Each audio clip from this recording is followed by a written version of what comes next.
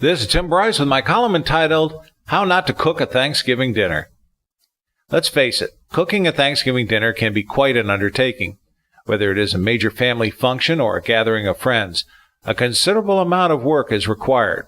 First, the house needs to be cleaned, particularly if you are having guests for dinner, not to mention the dishes, pots and pans, glassware, and cutlery. Then there is the researching of pertinent recipes in order to establish a menu.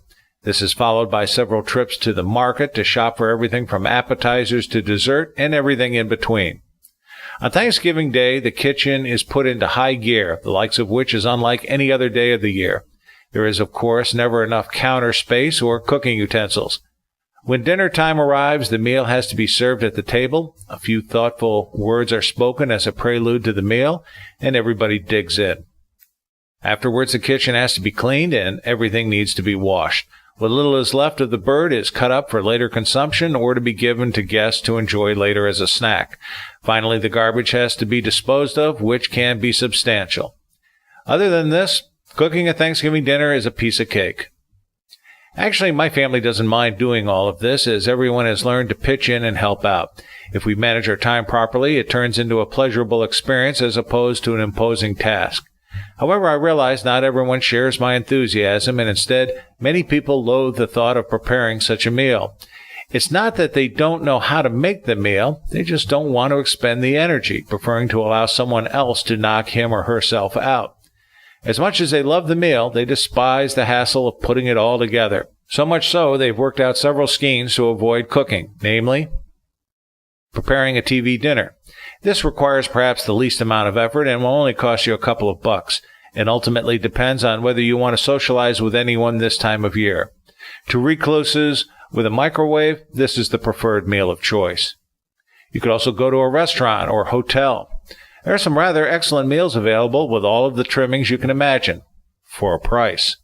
It will certainly cost more than a TV dinner and will require you to dress up a bit, but it may indeed be worth it, particularly since you will not be asked to clean up afterwards.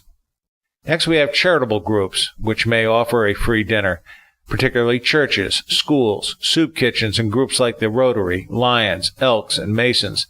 The food may not be home cooking, but you are pretty much guaranteed a square meal, and you can't beat the price. Free. Sometimes such groups may ask you to assist in the preparation of the meal or the cleanup, such as busting suds, dumping garbage, or pushing a broom. It ultimately depends on your finances and if you're willing to lift a finger. If your objective is to do nothing, then you might want to ask what is required of you before you accept the meal. Either that or sit close to the door so you can make a speedy exit. Next, we have mooching off a friend, neighbor, or family member. This is perhaps the most common tactic used by people who do not want to cook by wrangling an invitation into a person's home where you not only enjoy the meal but socialize and consume their libations.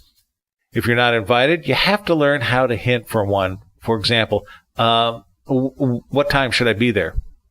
Very important, though, your presence should not be viewed as a burden, which means you have to socialize and volunteer to help out, such as cleaning up. It is also good form to bring something with you, such as a bottle of wine, flowers, or perhaps a side dish. Check with your host or hostess first. Whatever you do, master the art of thanking the host and hostess graciously. The point is, if you contribute nothing, it is highly unlikely you will be invited back. And finally, we have hospitals. That's right, hospitals. It's also possible to check yourself into a hospital for the day, at which time you'll be treated to a comfortable bed and a full course of some rather bland food. It all depends if your insurance is paid up. Otherwise, it can be an expensive proposition. These are just a few of the ways to avoid cooking during Thanksgiving. I'm sure there are many others, but these are the most common. As for me, I simply resign myself to the task and try to make the best of it. Heck, we even have fun. Happy Thanksgiving, everyone. Friends, keep the faith.